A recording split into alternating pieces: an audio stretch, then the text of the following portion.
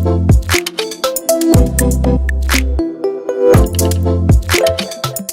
morning, everyone.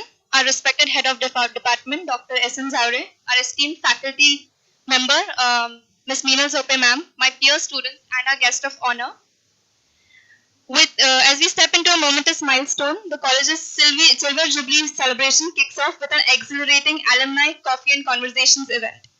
It's time to reminisce and celebrate the journey of our institution over the past 25 years now.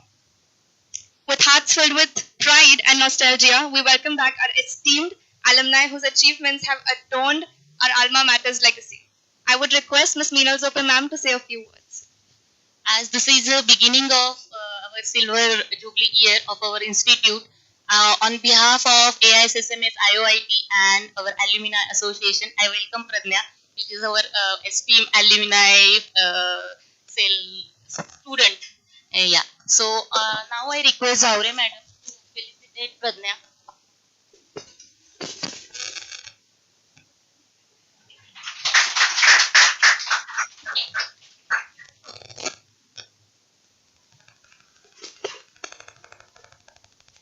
This gathering is a testament to the enduring bond that connects us all, bridging the gap between the past, the present, and the future.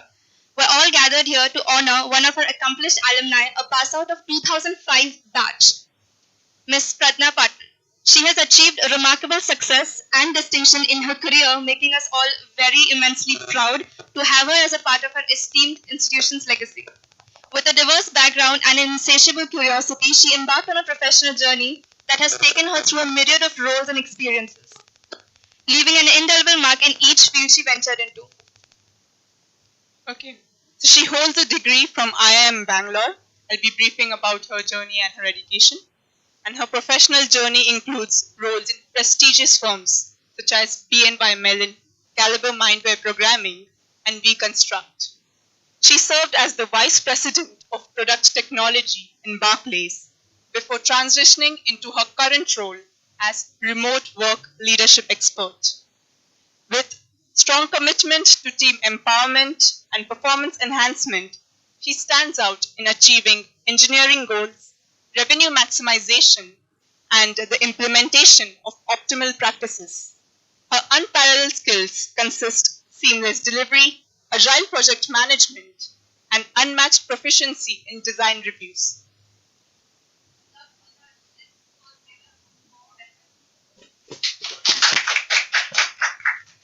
Ma'am, would you like to say a few words? Yeah, I'm a bit overwhelmed. At the same time, very much delighted. Feeling nostalgic rather when I entered the premises. So, few days back, I have been here for the alumni event where I got to meet my teachers and some of my classmates, and I just got into that memory lane. I have really fond memories of my college life, and I'm really glad to have this opportunity to interact with the latest batches, and yeah, I'm really excited to share my career wisdom with you guys. And I would like to thank Professor P.B.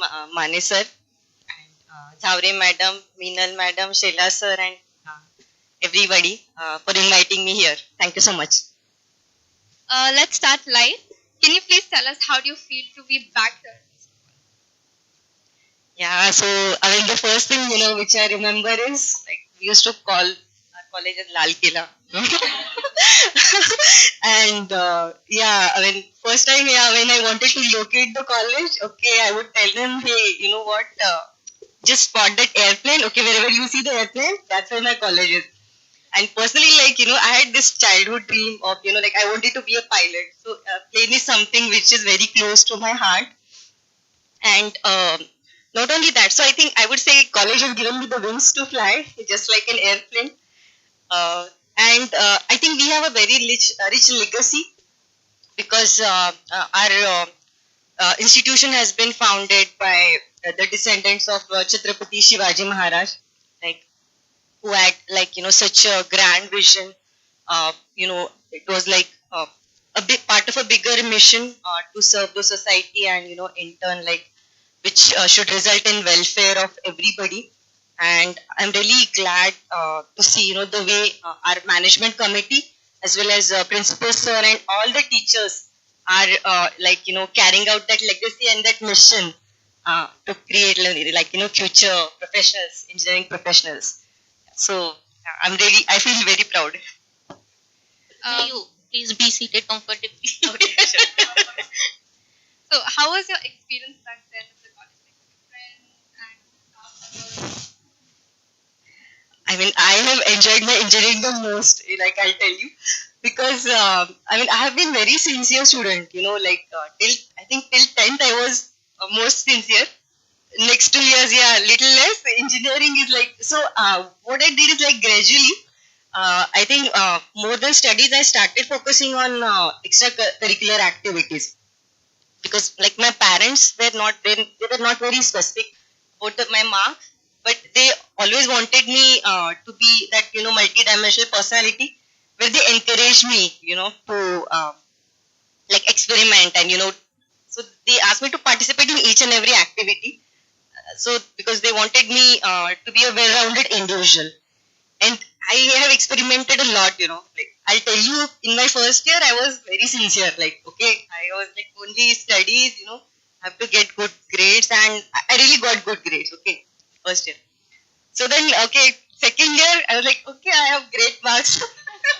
Let me experiment. So then I did a lot of like started participating in this project competitions and paper presentation. So basically, at that point, I felt that okay, engineering should not be all about theory. So I should be, like exploring the practical aspects of it. And I enjoyed that more. Like I love programming a lot. So I didn't like theory subjects much, but yeah, I could like okay, I focused, so that I understand the basic concepts. But I really loved learning, like implementing my learnings and experimenting.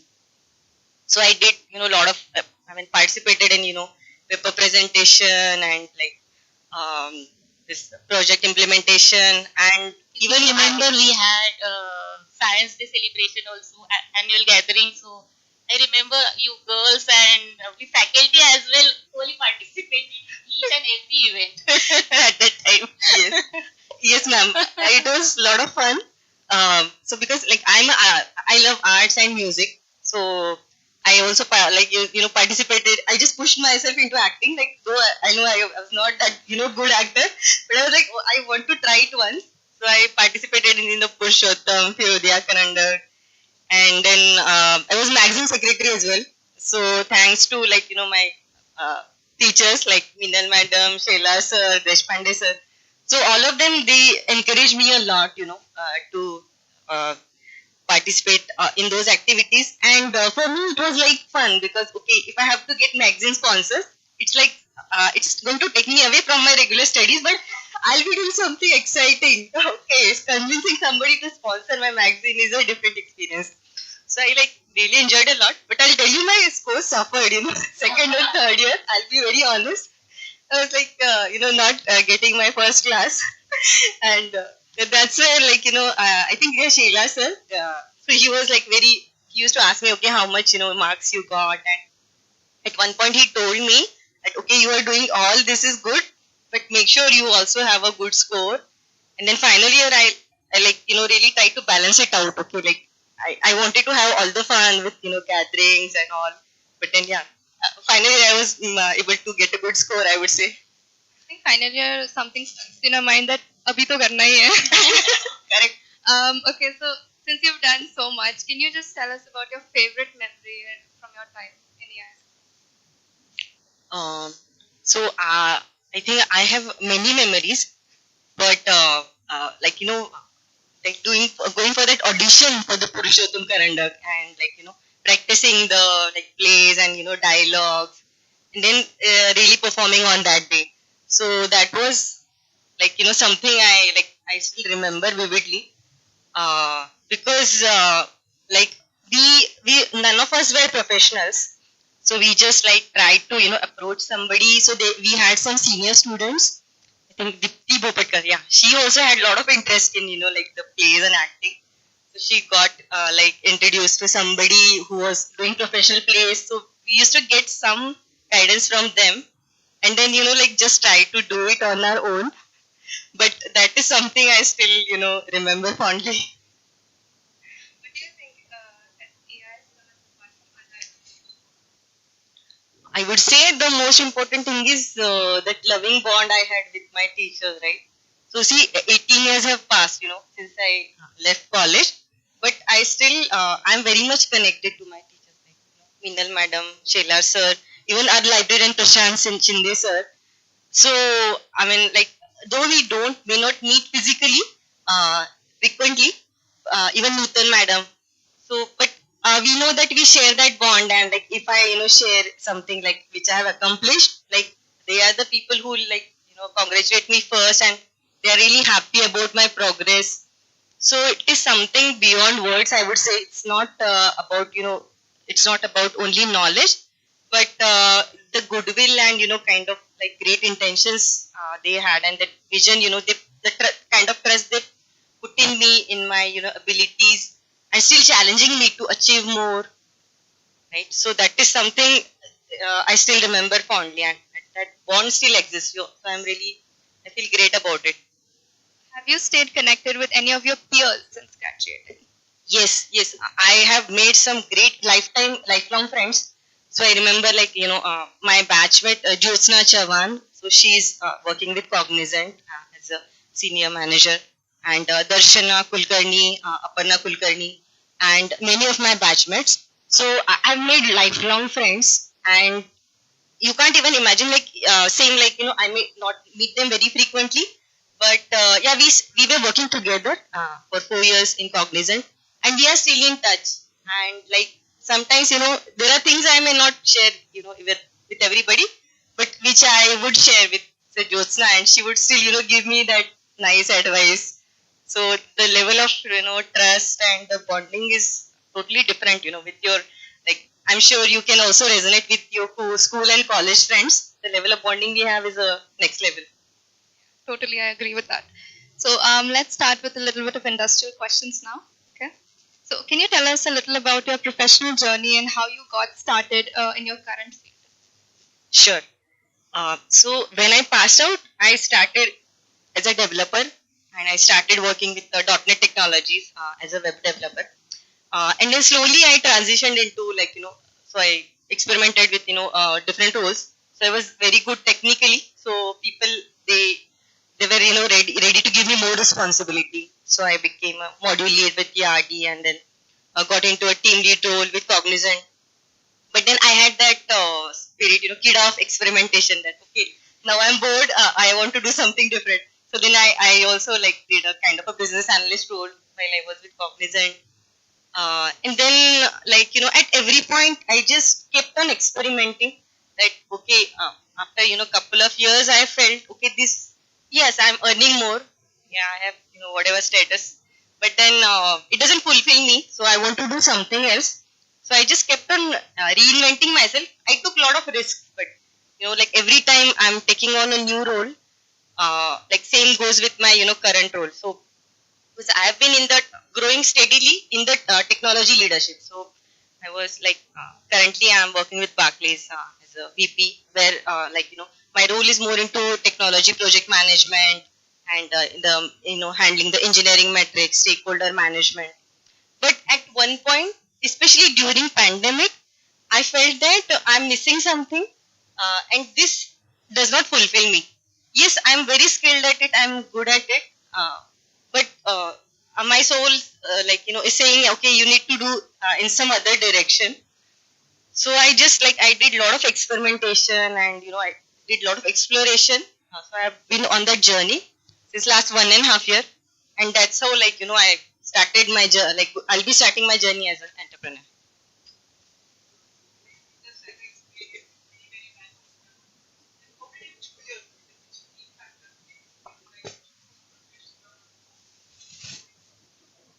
Yeah. So that's a great question. I think people, they like safety and stability, but I'm total opposite, because I just get bored. I mean, yeah, I like safety for some time, but then yeah, I just get bored, and I'm like, always, I want to do something new. Okay, so something that I have not done before. Okay, so, and ultimately, it pushes me to acquire new skills. So let's say if I'm into development and if I want to become a business analyst, I have to be really great at stakeholder communication and like understanding their priorities, handling any escalations. So I think that's what motivates me. That hey, this is going to require me to go out of my comfort zone and to learn some new skills which I have not learned before. And another factor is actually I love people actually. I mean wherever I go, I create great bonds. I mean so even some of my colleagues are like they have become long time friends. So wherever I feel that sense of belonging, that okay, I belong here, and we have a positive interactions, we have positive connections. Even with my bosses, mentors, I tend to stay longer over there. But wherever I feel it's missing, like my soul really craves that connection. So then I just like, okay, time to go somewhere else. Okay, I may not belong here. It's fine. Yeah.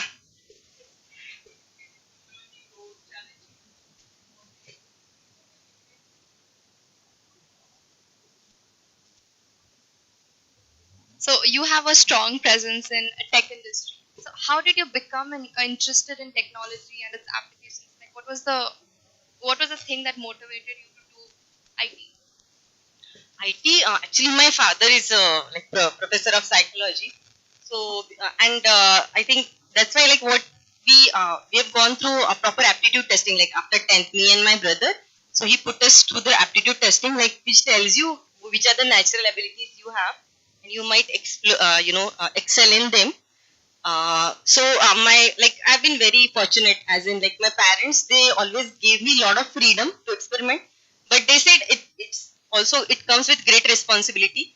Okay, you make your choice, but then you also take responsibility of that result. Okay, do whatever you want, but then be ready to face the consequences. That was like their mantra. Parent support is like ultimately really needed. Correct.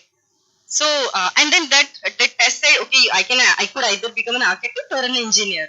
So I thought, oh, if I become an engineer, there'll be more chance for me to explore and experiment. That's how I decided. Yes. So, what are some of the major challenges you faced during your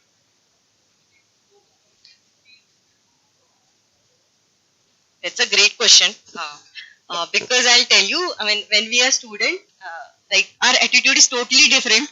Because when you're a student, like what is that teacher's value? The teachers they value your obedience, your sincerity, right? Your hard work, and all that is great when you are a student. But when you go into corporate, you need to learn different skills because same things may not be valued in that environment. So, and for me, like it was a long journey. It took me a lot of time, really, to understand this reality because I had this, rose-colored glasses that I would be exactly. I'll tell you, I used to behave just like a student. Okay. Yes, sir. I do. Okay. Yeah. just tend to spoon feed us all the time. Yeah. So, and actually, that is good as long as you're a student. And even if I'm still learning, I consider myself as a lifelong learner. So if I'm entering some room as a student, I should have that attitude. Okay, I still value that. But context is very important. So the moment if I enter a corporate office or corporate meeting, my mindset has to change, and I have the way I interact, and my attitude, everything has to change. So it took me a lot of time to understand, like because you need different skills to excel in corporate. Like you need very good interpersonal skills. You need to understand the power dynamics, right? The who's who. You need to build strategic relationships with key people. And I was like very much introvert, like I was just sit there and somehow like I had this thought that okay, if I can write great programs and I can like work hard, deliver on time, and that's how I'm going to grow. And really like it was like it took me some time to get into the reality zone. So, as we all know, networking is an essential part of professional growth. So, how do you maintain and nurture your professional network? What does that mean? Yeah, that's a great question actually. I would say if you are an extrovert, if you go like you like to go out and meet people, you make an effort, at least try to attend at least 2 networking events in your industry. So try to go and physically meet, and like you can put a bit of an effort and go and introduce yourself. So that will, like, initially you may feel little discomfort with that, but you never know, because most of the professionals are very generous. Like they are very much open when it comes to sharing their knowledge and their guidance. You just have to approach them. So that's what I have been doing. Like, I'm a big introvert, so I have a hard time, like if I have to approach somebody and speak to them. But I still try to do it, because it has really opened up, like, huge amount of possibilities for me. As in, I got introduced to people who became my great mentors, like lifelong mentors. Yeah, so I think this is something we have to do consciously. And but at the same time, like, because this is what I was doing earlier, like, if somebody like you who is starting your career should definitely make an effort. But right now I've become very choosy. Okay, now I'm like, okay, if my vibe is matching, with that person, that's when, I'll connect with them. I'll still be nice to them, as in, yeah, I'll be little professional and maybe detached. Yeah, so. I think your decision was right to be an engineer. If you was chosen architect, it would be like a straight path. But as you are an engineer and we are exploring very different things like technology, management, everything. So I think your path, you're chosen as engineer. I think that has proven you, the different opportunities to explore. Yes, definitely. Like, it's, I mean, amazing, the way, like, Engineers are in every field, means from actors and everything we can see engineers. Definitely. I totally agree with you. And like, the engineer will have some X factor. Even if he becomes an actor or a singer, there'll be, some X factor with an engineer. So, in your opinion, what are the most exciting trends and technology developments that are happening in the tech industry? I would say everybody's, much aware of it right now, because, like, AI is a thing, right? So, I won't, talk about that, because I know you guys are smart, and we have madam. She's, heading the department, like, madam. So I'm sure, and like, it's everywhere, right, in the news.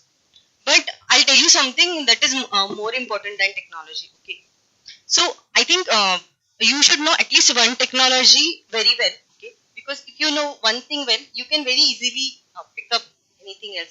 So for an engineer, right, easily in 1 or 2 weeks, you can get working knowledge of anything. Okay, so I would say don't focus on don't get attached to particular technology, because that is something you can really learn fast as an engineer.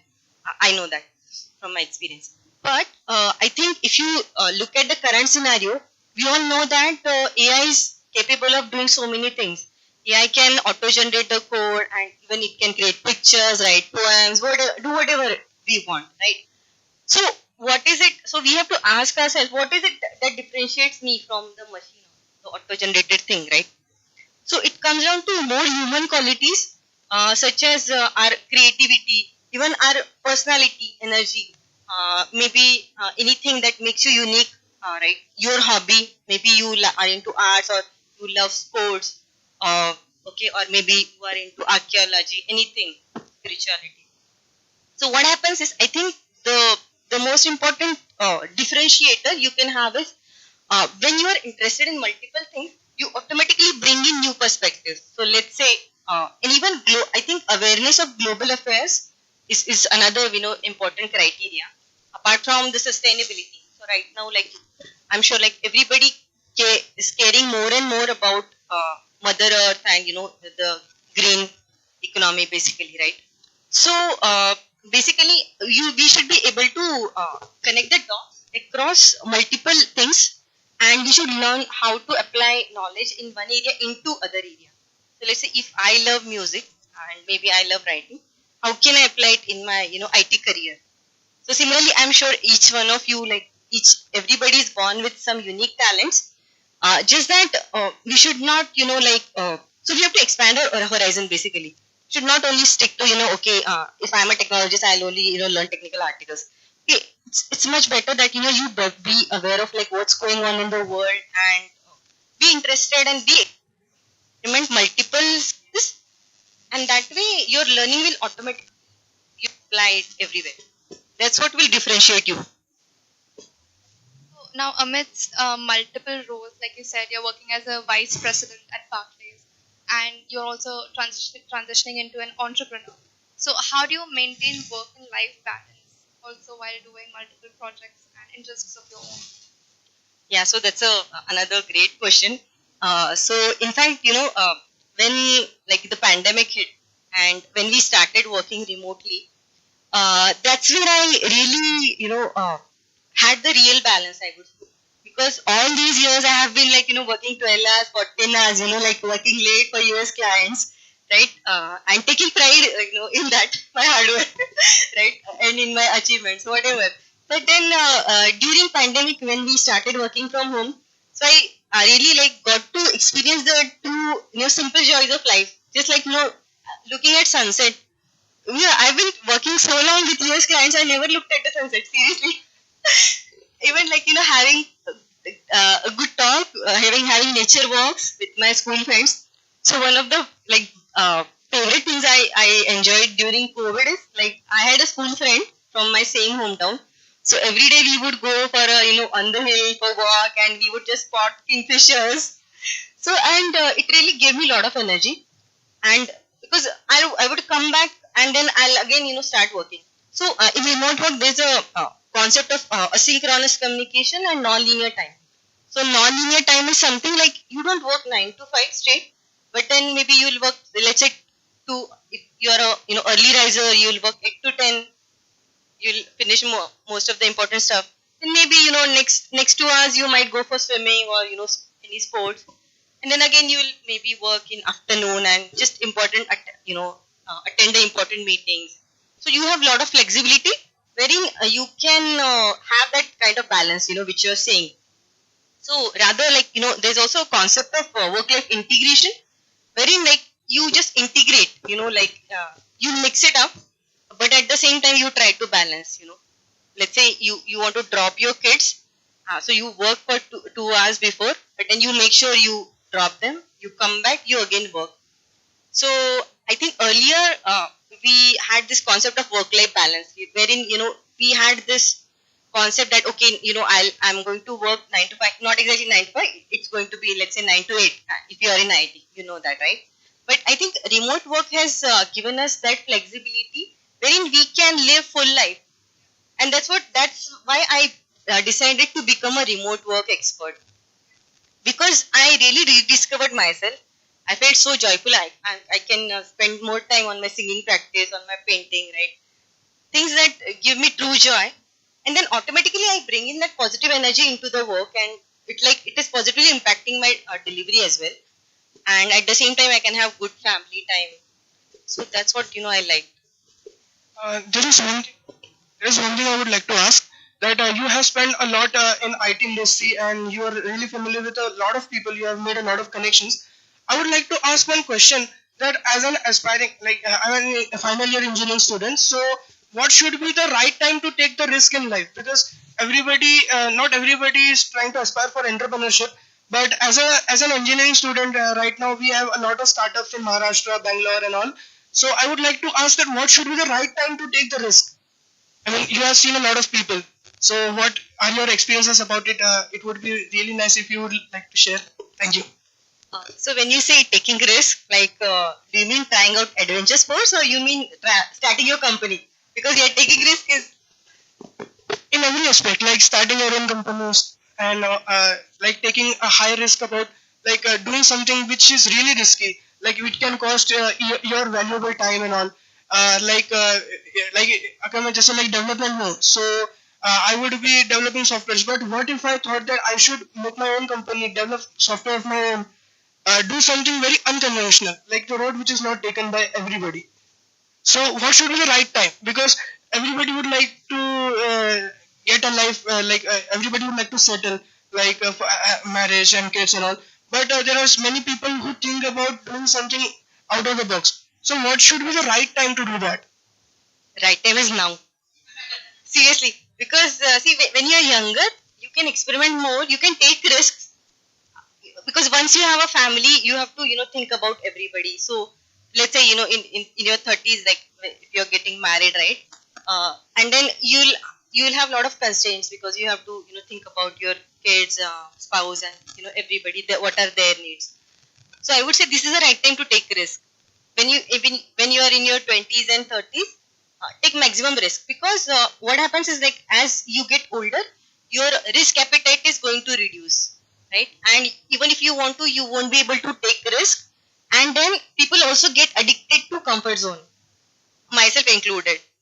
You see, like, it took me so many years, right, to, like, start my entrepreneurship journey. So this is my second attempt, by the way. Like, I tried 3 years back and I failed.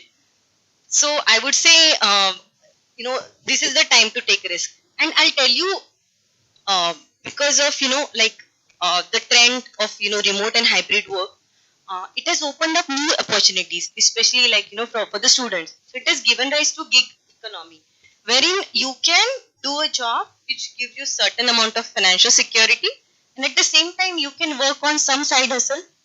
And you can see, like, just there are so many jobs, like, on Fiverr and, Updesk, Upwork. So you can find out a lot of freelancing opportunities. So I would say, you can, do your job, and then in parallel you just try to, do some freelancing, and then see, where it takes you. Because doing job is equally important, I'll tell you, because it gives you exposure to the real world problems, like what are, the clients really facing right now, what are the problems that organization or your current team is facing. So it gives you that realistic context.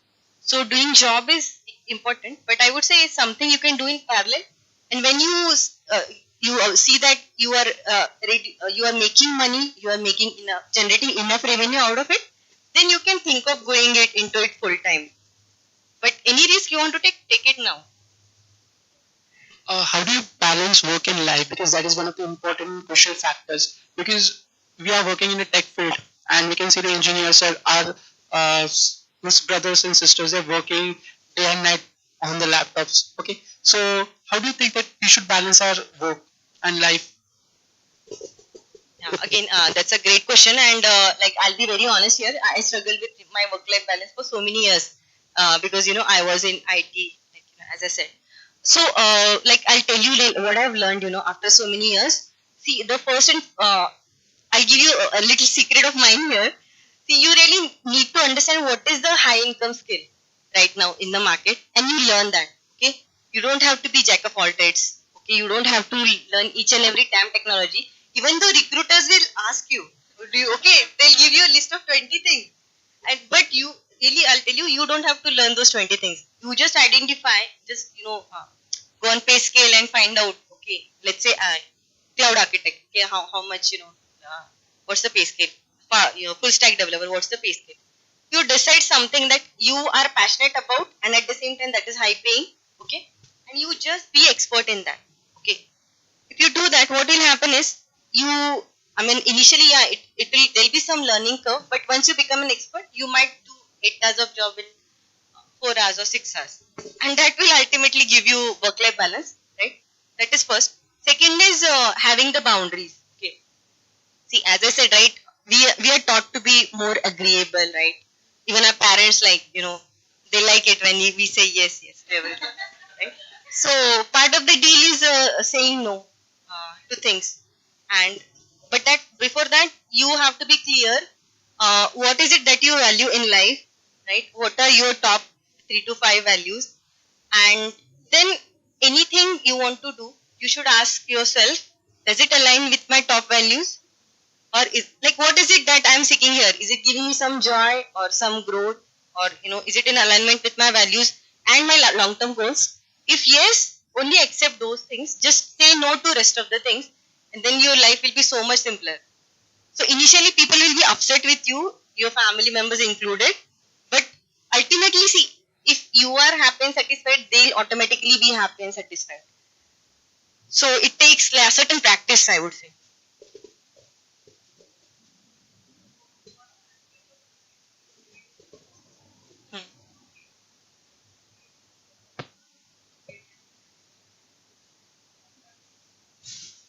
Yeah, that's a great question, by the way. And yeah, I really I think, yeah, actually my father, he was a social worker. So I think that is something, like, which I have it as a family value. So I've been like doing it consciously, as in, of course, like, in terms of contributing to certain charities. I also like, try to give a lot of free guidance, free coaching to the students. So like I'm a consultant, so yeah, I might charge, for clients, but yeah, if somebody is a student and, if they are looking for a, career guidance, so I just like, yeah, try to do it for free.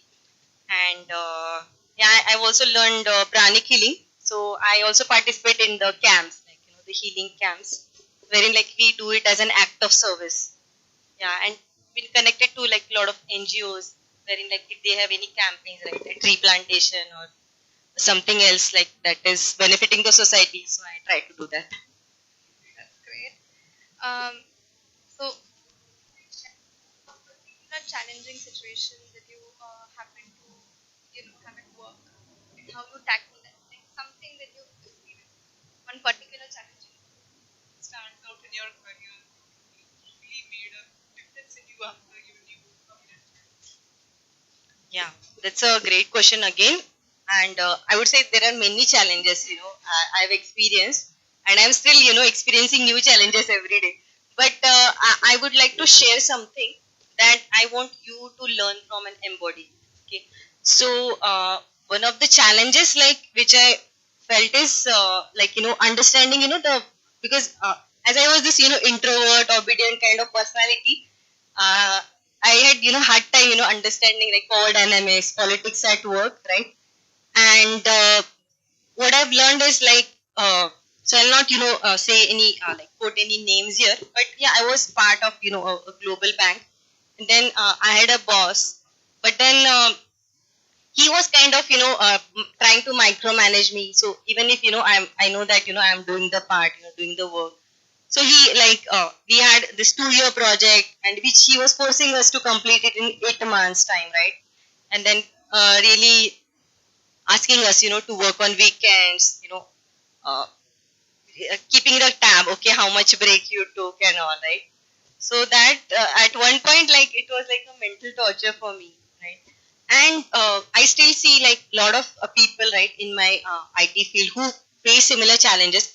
But then in IT, your leader is like a king, right? So he can do whatever he wants, like, and then you can't do much about it. Uh, but I would say standing up for yourself, speaking up for yourself without fear, that is the first thing, which you can start practicing. And it is something that takes a lot of courage and confidence in yourself, in your abilities. But that is something I would really, I'm consciously sharing it with you because I would like you guys to do the same. Speak up for yourself. If you are not comfortable, feel free to like speak up. If they take corrective action, great. If no, feel free to leave that project, leave that organization. So what I did the same. Like I spoke up, and then I'm a very peace loving person. Okay, I don't like conflict. It gave me a lot of trauma because I don't like conflict. But then I learned a big lesson. That sometimes I just simply changed my department, and in 1 year of time, like I progressed like anything. I got promotion, and my new boss was so happy. He gave me like a lot of awards and appreciation. And I was like, why I was working, with that kind of a leader for 2 years, right? I was just torturing myself and unnecessary, putting up with things which I shouldn't have. So that is the biggest lesson I have learned. Letting go of disrespectful people. Of course, you give them a chance. See, step number 1 is you have a honest communication. If you're uncomfortable with something, feel free to speak up. Hey, you know what? This is not like I feel, uncomfortable, when this thing happens, and I don't like this. Whatever. You have an open communication, and see, it's a two-way street. Okay. Um, the way employees need job, employees also need sincere employees, right? So then it has to be a collaborative discussion. And sometimes I have seen leaders who are ready to make constructive changes, and which is a really sign of a mature leader. If it happens, great. If it doesn't, just feel free to leave that company, or that project, or that team, whatever. I mean, it's your personal decision. But what I've seen is people have certain resistance. They just get stuck in that toxic situation. Let's say I have seen like my even my classmates, they are not getting promoted for 4 years and they know they are performing really well and their boss is not, still allowing them to grow, but still, why they want to stay there, right? So that's where, your risk taking, your courage, your confidence in yourself, that's what becomes important. Thank you so much. I think that was needed to be heard by all of us. Can I interview? Yeah. So, Pradnya, where you find out yourself is most obedient or you are introvert and you want to come out of these things and I have to move from this. So, what is that point or why do you think that maybe sometimes it is good Yes. being an introvert or being obedient or being loving peace and that. But where you find out, I have to come out from that. Ma'am, that's a great question. And I still, because as I said, right, I like to be that version, and I think we should be that way with people who are equally loving to us. So let's say if I'm with you, so I know that we have that loving, respectful bond, so I can be nice with you. But when you are in shafts, right, when you are, let's say, in a board meeting and, everybody has their political agenda and they are trying to put you down. And we can sense that, right, with our intuition. That's where this becomes important. So I really it was a long journey for me. I had multiple painful experiences in my career and also in my personal life.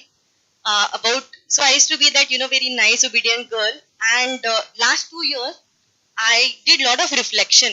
Okay. That, hey, what is going on? Same thing is repeating.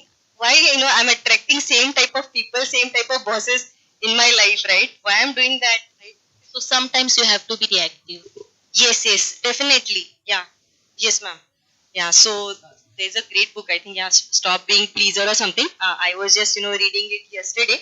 And even I recognize, okay, I still have some pleasing things in me, which I need to let go. So after a lot of reflection, right, first is awareness. So I think daily journaling has helped me a lot. So everyday writing, okay, what is that I learned today? What is I like, what I didn't like, what I'm grateful for. So I do daily journaling. And then writing gives you a lot of clarity. Okay. So many times we have that uncomfortable feeling with somebody, but we just try to cover it under the rug, thinking that it's okay. But it piles up. So I think couple of times it's okay, but first is we have to have courage. We should let the person know something we don't like about it. And then if they value our connection, people make changes. Yeah, there are good people. People will say sorry, or even if there's something in the rage of the moment. But then if somebody is not doing that, then I think people speak with actions. So what I've learned is I should pay attention to their actions, not the words, right? How like they are treating me and ultimately how it makes me feel. There are certain people who have such a positive aura, like you feel energized after being with them. And then, like certain people, they will just, cover mean comments with jokes. And it could be in your close circle, by the way, like, family, friends, extended family. And like, right, when they make that remark and it's disrespectful. So I think, if you can have an honest conversation, great. If not, just set boundaries. Try to limit your time with them. Because ultimately, the cost is like, unless we do that, we lose ourselves, we lose our confidence. So we have to make ourselves a priority, our own confidence and self-esteem. That should be our priority. So I have learned it hard way, ma'am. Yeah. Yes.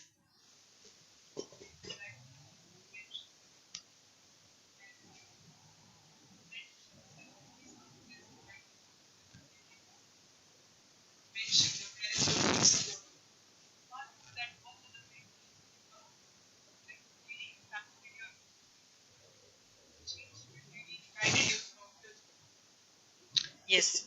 So I've been very fortunate, by the way. I met some of my mentors at work. Like as I said, I had some bad bosses, but there were a lot of good ones as well. So I would take few names here. So I had this boss, Nandakishore Pawar from Cognizant.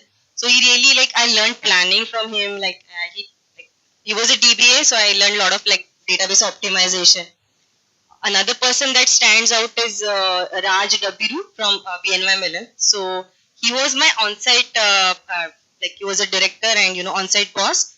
And we have never met in person, by the way. We have only spoken over the phone. But he was like, he used to recognize, each and every small thing. What I liked is like he would recognize, contribution of each and every team member. And then he used to guide, like, push me. So he said, okay, Pradnya, you are really good technically. You need to get better at your, communication. So why don't you join a Toastmasters club, right? So he gave me some inputs. And then I have been, seeking mentors later on, because many times what happens in corporate, not everybody would be ready to guide you, even if you want them to be. They may not like to do that. So I would say you should make an effort to connect with people who are from other departments also. That is one thing that has benefited me greatly, because I was like very open and in reaching out to people. That's why like you can look for somebody whom you vibe with, you feel comfortable with, and right, they have that energy like. So like last 2-3 years, I heavily invested into mentoring and coaching, executive coaching also. So my MBA professor, Professor Usha Raghunath, so she has been like great mentors to me, and it is something that happened very naturally. I mean, ma'am had been so generous, like without asking, like she has been like guiding me on this journey. And I'm also running a leadership community of the IMB Bangalore graduates, wherein we conduct sessions on some leadership topic on a monthly basis. So because of her, yeah, it gave me a different perspective, on leadership, because I mean the way she combines like a practical stuff with the theory part. It's amazing. And yeah, I think I have 8 to 10 mentors actually. It's really important to have a good mentor, to know that somebody, there's someone at your back and you can go to someone for advice, personal or professional. The other day, I remember I was talking to a HOD ma'am. We were at the laboratory, and she was talking to one of my friends about some project that he has to do. I was just sitting beside them. I was listening to them. She also talked to me about my projects and helped me discover what other areas that I could go into in order to complete the project. Yeah, thank you for that, ma'am. That's great. So please, I would say maintain that connection, nurture it. Yeah. Yeah. Okay. So you've accomplished a lot in your career, as we've all heard just now, and you've become an entrepreneur now. So, is there anything else that you wish to achieve in the future? Any dreams that you have more left to yourself? Of course, there are many, but like something that you absolutely have to achieve in the future. I'm like, every 3 or 6 months, I have a new idea. Yeah, seriously, I have no dearth of ideas. In fact, I have to learn, like ma'am said, I have to learn focus on few things and then get them to completion. That's where I like I have to make an effort. So right now, if you ask me, I'm like interested in many things, and that's the reason I have like decided to start my business, because it gives me the time and flexibility to experiment. So I really like want to live a peaceful life at this time. Like I may not work maybe more than 4 hours, because I know I have high income skills. I don't have to work like 8 hours. That's what I was telling you, to have a good work life balance.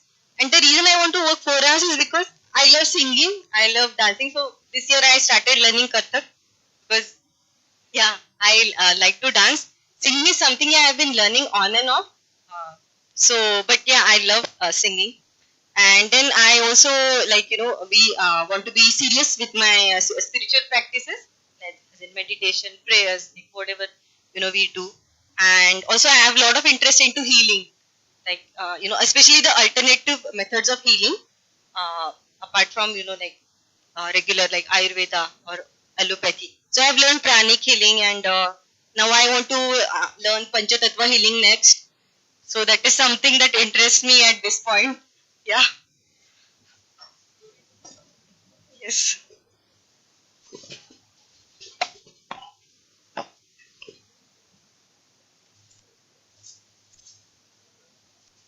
I'd like to welcome our principal, Dr. P.B. Mane.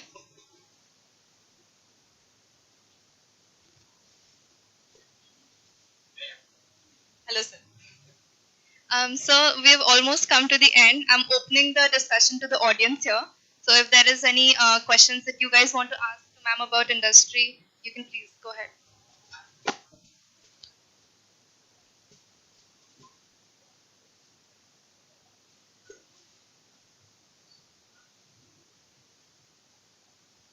Are engaged in building their own personal brands. So, what advice would you like to give to us? And would you like to tell us about your book? Something. Yeah, sure. So I'm writing a book on the topic of remote work leadership. That's my area of research and expertise. So this book is for the IT leaders who are leading remote teams and who have this who face difficulty like creating that feeling of belonging, connectivity, and high performance in the remote teams. So my book is designed to give them practical tools and strategies so that they can have high performing teams and still maintain that level of connection. Yeah, that's what my book is about. Second question which you asked about personal brand, I think that's very relevant and practical, and I'm glad you asked that question because yeah, for me it took me a long time to understand value of a personal brand because I used to shy away from social media thinking yeah, it's a waste of time. However, like since you guys are starting your career, so you this is something you can do consciously. So I'll give you like some practical things which you can do immediately. Okay, simple things such as updating your LinkedIn profile with a professional photo, having a meaningful banner, updating your experience, and like you're listing out all your awards and your technical skills. That is step number one. Step number two is it also starts with a lot of self awareness.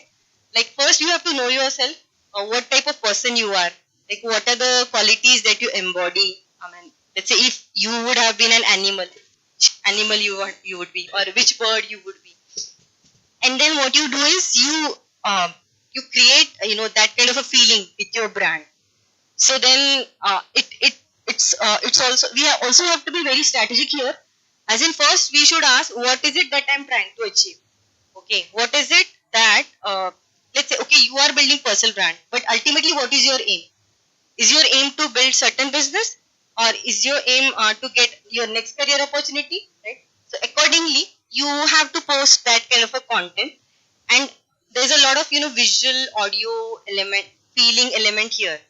So like you can leverage those things to create that brand feeling, and it also starts with the way you dress, by the way, because I like I'll just like give you my own example. So I'm into leadership, but I'm a very feminine person. So that's where I like pink color. So that's why I've chosen it as my primary brand color. If somebody is like, let's say, very powerful and dynamic personality, so and if they have a leadership brand, they might choose navy blue as a color, right? So there are a lot of nuances actually when it comes to personal branding. So it's all about first you have to think what is it that you're trying to achieve, who's your target audience, and what kind of, it's also like yeah, being little strategic, what kind of perception you want to create, right?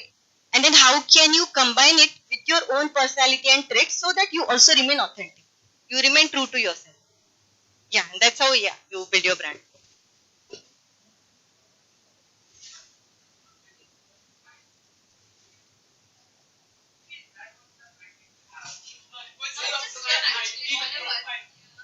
Because when I look the section of the college section, okay, your achievements that you have mentioned each and every small achievement, right from what you have won, which in which activities you participated. Undergraduate college Yes. also, whatever she Yes, has done, yes. she has mentioned everything. Everything, Miss. We discussed that. Okay, because we also are focusing on building our personal brands. Okay, so we are like okay, something which we were in search of.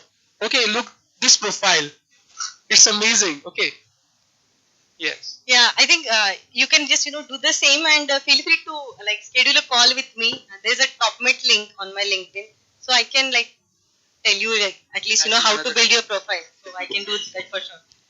It's my way of, it would be my way of giving back to the college. Okay. One question from my side. Actually, it is out of the flow question.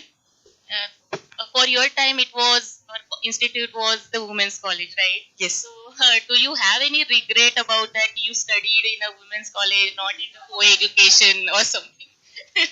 Not at all, ma'am, actually. Yeah, seriously, I mean, because I enjoyed my, college days a lot. I never felt that way. I think it was more to do with my own personality, nothing to do with women college because I was an introvert. I took me some practice when it comes to like mixing up with everybody in the office. So that is something I had to do consciously. But I never felt that way, ma'am. Yeah. So I wanted to ask a question. You apparently said that you have some high income skills and you are working only 4 hours a day. So you have perfectly achieved that work-life balance you wanted to. So I wanted to ask that what are those high income skills and what as a beginner we should do to build those skills. Thank you. Yeah, that's a great question, by the way. And I'll tell you, even this, like right now, the technology landscape and even global landscape is changing so fast. I mean, whatever I'm saying may not be relevant, 6 months down the line. But still, like, I'll just try to give you some timeless skills. Okay. Number one is your communication. Okay. As in, like, having that authoritative presence, like, having that executive presence. Like, if you, once you enter a room, getting that feeling that, okay, this person is somebody important, right? Building that presence and like small things like how you dress up and also like it's lot to do with your mindset also with your thought process. That is something which will give you an edge. So it has to be complemented with great communication skills. And by the way, before many times we associate communication skills with vocabulary and the way we speak. But I'll also tell you there is a lot of good amount of emotional intelligence you need to be a good communicator. Like if you can manage your emotions well and like handle it in a great way, then you will be even more powerful communicator, right? That is number two, communication skills. Third is persuasion, like how to get your influencing skill. I would say like how to get people to buy into your idea without pushing them. And this is very useful, right? At home as well as at work. Like even if it is matter of like presenting your project report and getting good grades from professors to asking permission for something to your parent or anything. So influencing skills, right?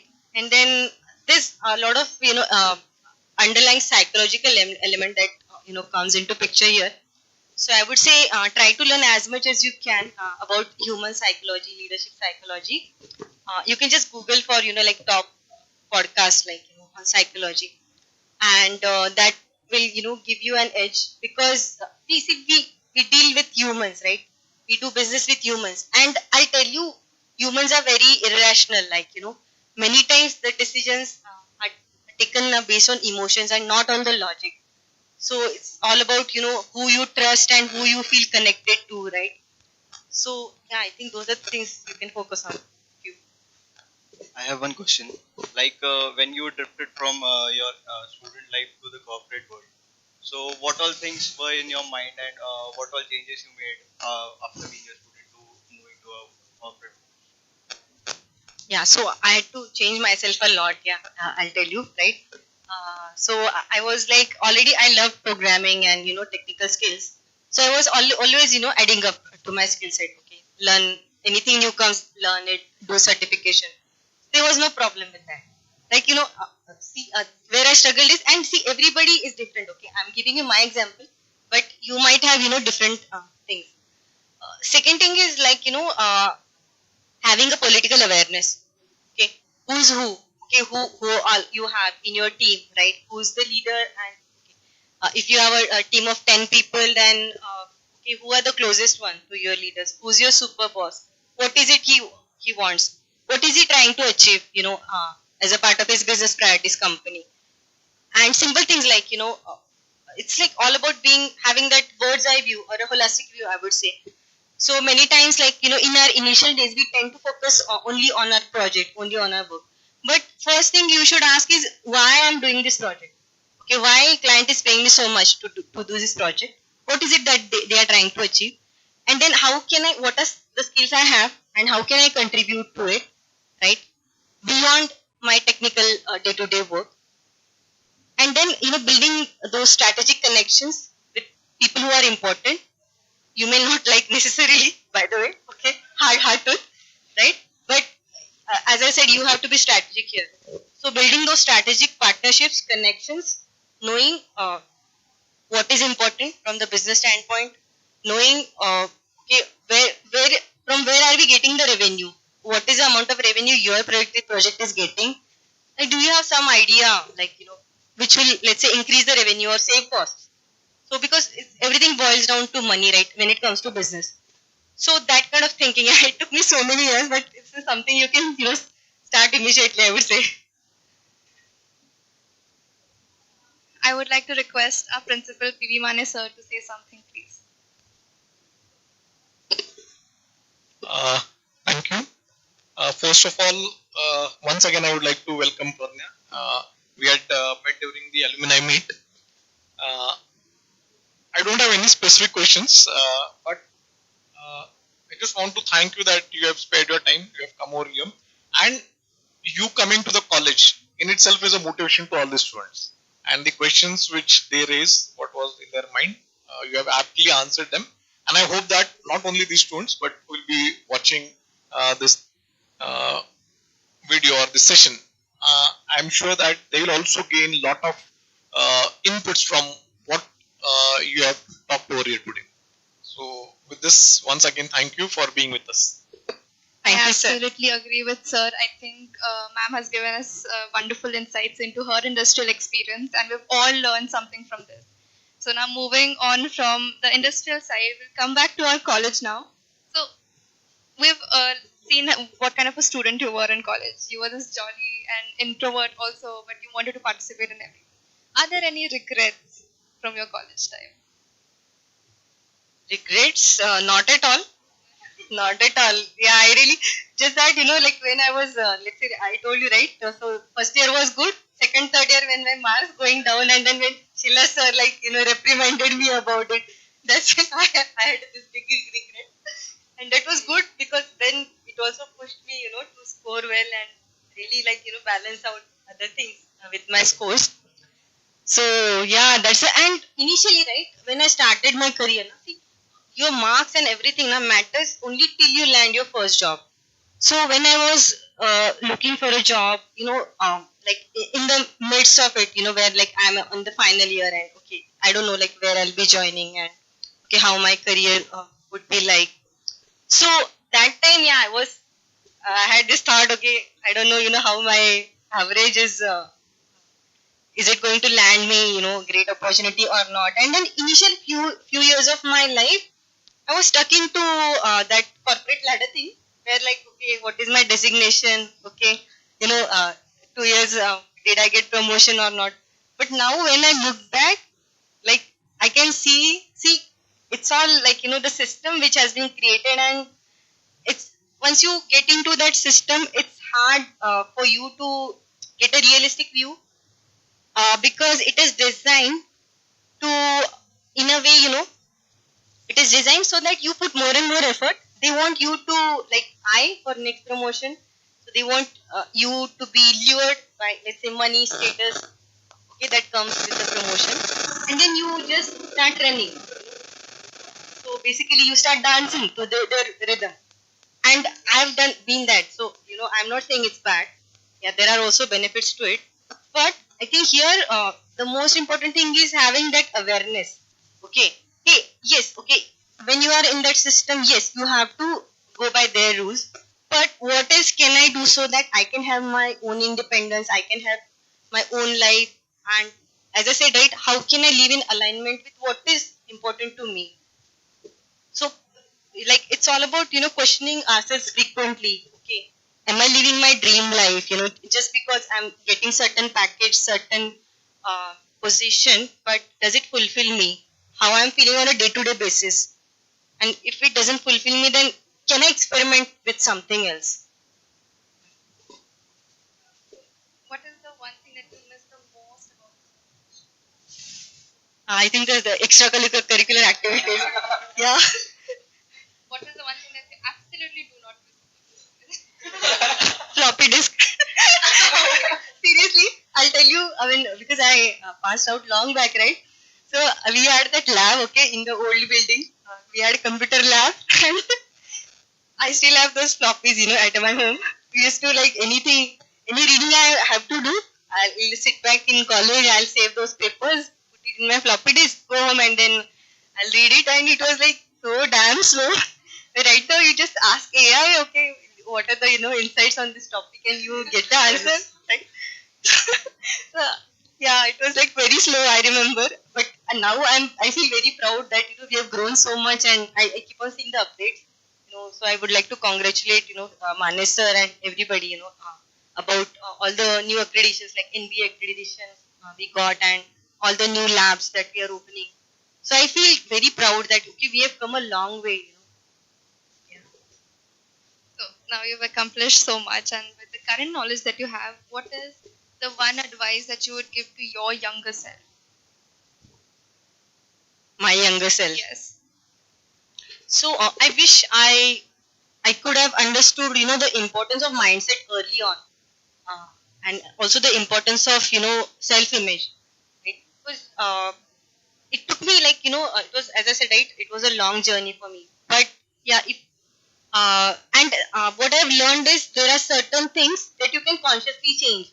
So even if you are born with, so all of us like we carry certain beliefs because we that's what we have been listening since childhood, maybe from parents, from our environment. But I learned pretty late that okay, we can consciously change those beliefs. We can change, and it everything starts from within. As in, once you change the way you are thinking about yourself, everything else is going to change. Like, you will get new opportunities. You'll connect with new people, and it will open up a new whole world for me. So I wish I could have learned that early on. Yes, definitely. So, if there are no more questions, we'd like to conclude this session with a vote of thanks. To all the students, your enthusiasm and presence has truly made this occasion very special. Let's embrace this knowledge which we have gained and strive for excellence. Thank you all for all your valuable contributions. Thank you. Thank you so much, Principal Sir, Javre Madam, Deenal Madam, and thanks to all of you for your enthusiastic participation. Yeah. Thank you, ma'am. It was wonderful having you here.